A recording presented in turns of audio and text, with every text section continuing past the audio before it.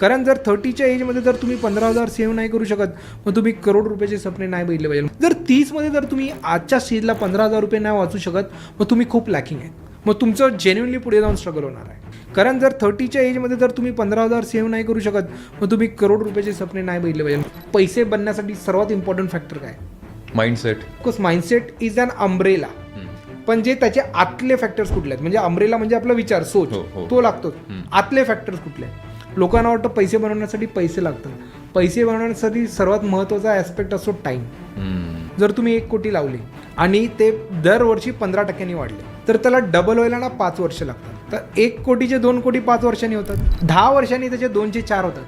15 वर्षांनी 4चे 8 होतात. आणि 20व्या वर्षी त्याचे 8चे 16 होतात. पहिल्या 5 वर्षामध्ये 1 कोटी क्रिएट झाले.